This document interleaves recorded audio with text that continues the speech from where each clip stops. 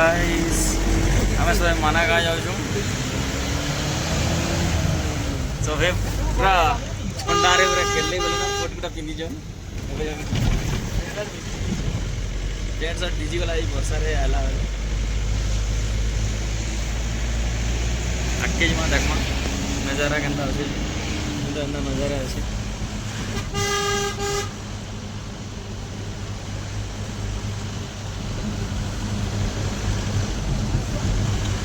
मंदिर तो नीचे है कि ऊपर है भाई?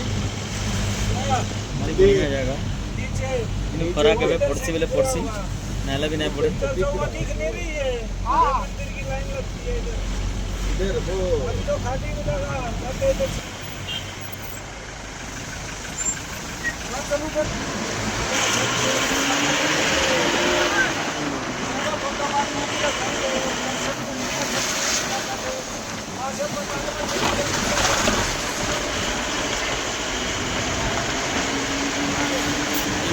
माँ सरस्वती की हमें देखी पा रहा हूँ आप बाकी कैसे जा रहे हैं सब माता सरस्वती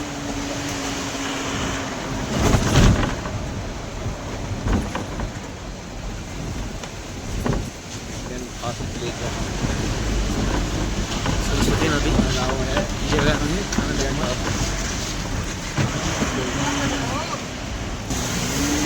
गाँव लास्ट छड़ी चाइना अच्छे बॉर्डर है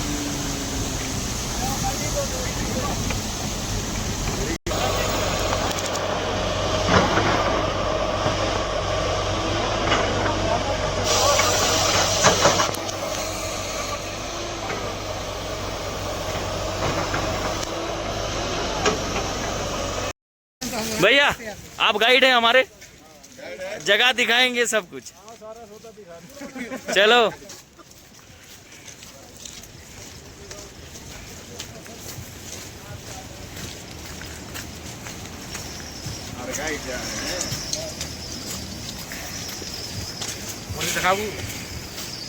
ख्याल लो मना का जो झूठा हाँ पहला रीटा आसी तू अच्छा पंच पांडवर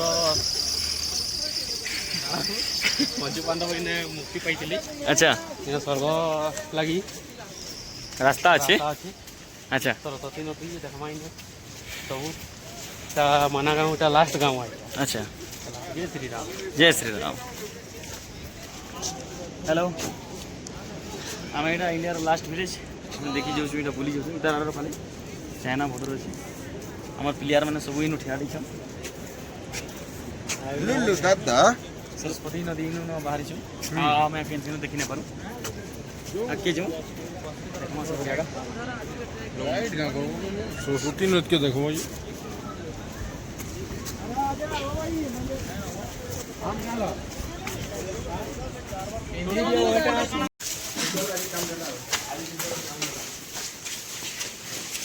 इधर बैठ जाओ आपको पहले इस विलेज के बारे में बताते हैं कि कल इंडिया का लास्ट विलेज था नरेंद्र मोदी जी है ना 2022 अक्टूबर में यहाँ पे आए उन्होंने इस विलेज को फर्स्ट किया इसलिए किया विलेज के बारे में पॉजिटिविटी बनी रहे बाकी इस विलेज का फुल नेम मणिभद्रपुरी है शॉर्ट नेम माना पड़ता है ना कल्चर की वजह से कल्चर यहाँ पे लोकल 6 मंथ रहते हैं हैंडमेड करते हैं खेती में इधर आलू होता है बाकी टूरिज्म पे यहाँ का बिजनेस डिपेंड है 6 मंथ के बाद जब स्नोफॉल होता है 10 से 15 फीट बर्फ पड़ता है रहना पॉसिबल नहीं है फिर कल्चर ये है जी बद्रीनाथ जी का जो मंदिर है हमारा कल्चर उस पर डिपेंड करता है ऐसा मानते हैं 6 महीने बद्रीनाथ जी के मंदिर के अंदर नर पूजा करता है और 6 महीने के बाद नारद मुनि पूजा करेंगे इसलिए कपाट बंद होते हैं सारे लोग यहाँ से चंगुली में शिफ्ट होंगे बाकी यहाँ पे आपने आर्मी का बेस कैंप देखा होगा ITBP है डबल स्काउट है असम राइफल है बेस कैंप से 65 किलोमीटर बॉर्डर का रूट करता है बॉर्डर यहाँ से 65 किलोमीटर पे है फिर नो मैंस लाइन है फिर तिब्बत है फिर चाइना है और 62 का लड़ाई आप जानते हैं ना इंडो चाइना वॉर हुआ था चाइना ने कवर कर लिया तो इंडो चाइना बॉर्डर है और इंडिया का फर्स्ट विलेज सामने का मंदिर है ना यहाँ के इष्ट देवता का मंदिर है क्षेत्रपाल श्री घंटाकर्ण महावीर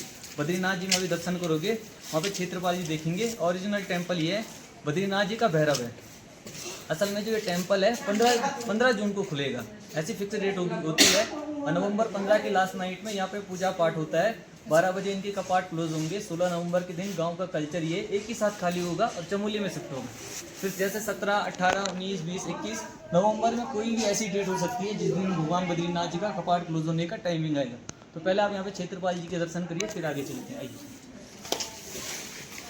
ये नहीं भी हुआ गाँव में पूछ करो जिसको समझ में नहीं आएगा पूछ लेंगे, बता रहा हूँ।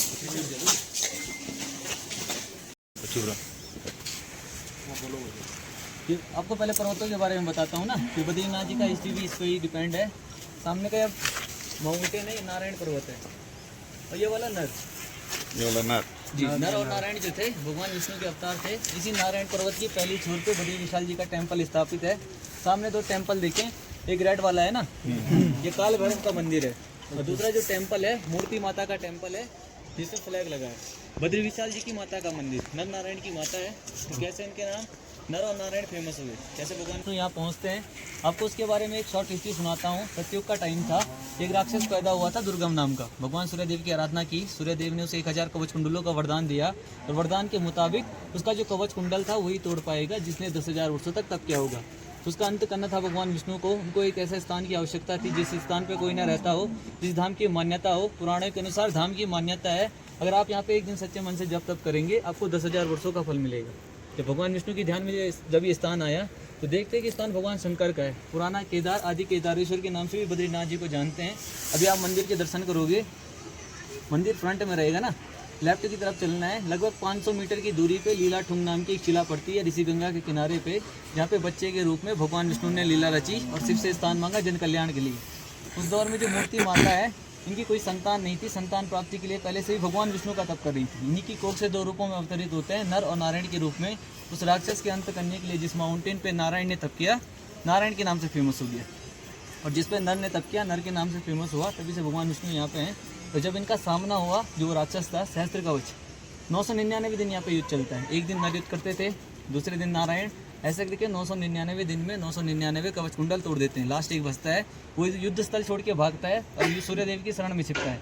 उस टाइम पे सूर्यदेव उसकी रक्षा करते हैं, वो प्रार्थना करते हैं नर और नारायण से, अभी मेरा शरणार्थी है, इसका रक्षा करना मेरा कर्तव्य है। आपका जब द्वापर युग आएगा ना, तो मैं इसको कुंती की कोख से उत्पन्न करूंगा। जब द्वापर युग आया, महाभारत का युद्ध आप जानते हैं, उसमें नर अर्जुन होता है, नारायण श्री कृष्ण, जिसका कवच कुंडल बचता है, कर्ण के रूप में जन्म लेता है। कर्ण का हिस्ट्री आप जानते हैं, दानवीर होता है, इंद्र को अपना कवच कुंडल दान करता है ना, और महाभारत में अर्जुन के हाथों मारा जाता है।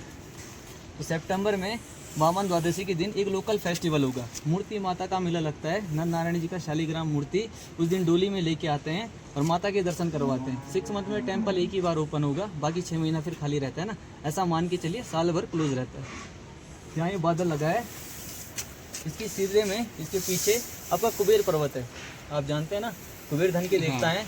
आपने साउथ में तिरुपति बालाजी का नाम सुना होगा। जो साउथ में तिरुपति बालाजी हैं, उन्होंने राजकुमारी पद्मावती के साथ ठाड़-बाड़ से शादी करने के लिए जो कुबेर से धन का कर्जा लिया, इसी माउंटेन से लिया। तभी से माउंटेन कुबेर पीक के नाम से फेमस है।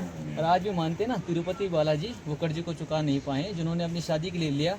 उनके टेम्पल में लोग जाते हैं और सबसे ज़्यादा गोल्ड को चढ़ाते हैं ना, इसी आस्था के कारण चढ़ता है कि तिरुपति बालाजी का कर्ज कम हो सके।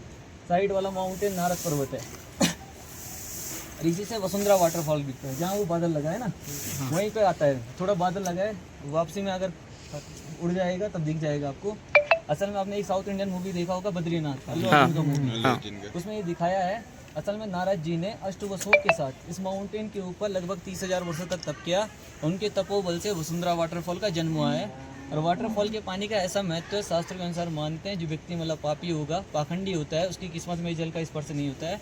पापियों को देख के अपनी डायरेक्शन चेंज करता है, और जो पुण्य आत्मा होगा उसके ऊपर ही गिरेगा।